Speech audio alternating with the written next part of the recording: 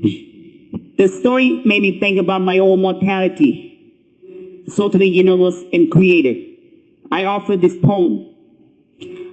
What if it was me, taking those last breaths in the dark hospital room, alone, with nothing but the beeping sound of the ventilator? Did I say all that I had to say? Did I make peace with the horror?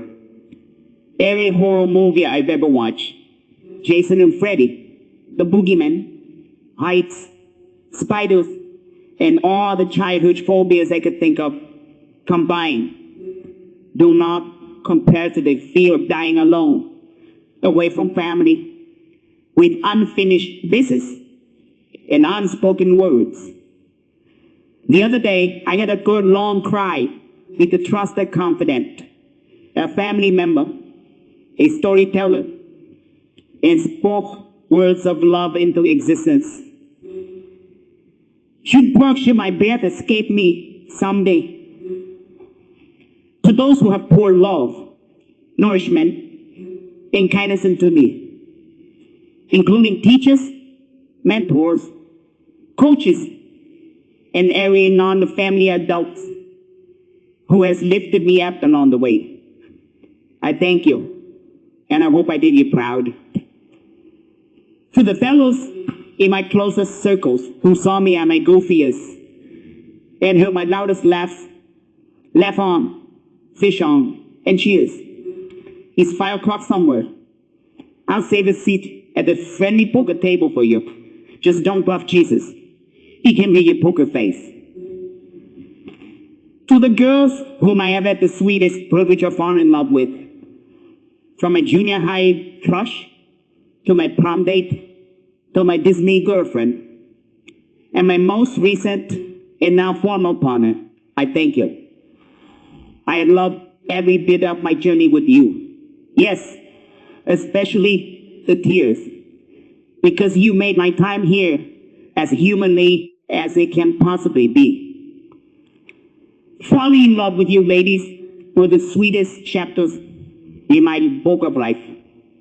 Your eyes, smiles, lips, and sweet loving drive my concept of time, turning years into minutes and froze moments into eternity for me. Every love song was much deeper. Every hug was much passionate. You went from sunshine to a hurricane in a matter of minutes. Love was, and still is, a wonderful thing. To my brothers and sisters, we are leaves, branches, fruits on the same tree. You know me best with no words. You felt my pain and my joys, especially my sisters. My brothers, you were 7 strong on earth, but you'll be 8 again in heaven. As siblings, we have weathered every storm in every season, including a war, poverty, and a refugee camp, and yet we continue to blossom. I remain strong because you are my giving tree. To Mom and Dad, how blessed I am to be called your son, to have eyes, nose, and hair that look like you, to have witnessed life through your stories and lessons, to ride on your backs as you walk up and down the mountains, to hear your translation of the water buffalo song, to hear you speak to nature through the browning of a leaf, to learn the language of the birds and insects, to hear your mom folk tales of the tigers and dragons, to have eaten food from your hands as a little bird would from her mother, and to have been protected in your bosom in the darkest hours was the greatest honor of my life. Takamoinutu, Piyotokalo, Bonito Situdo. But to my spiritual children, whom I have taught, entertained, and did my best to pass on goodness and hope.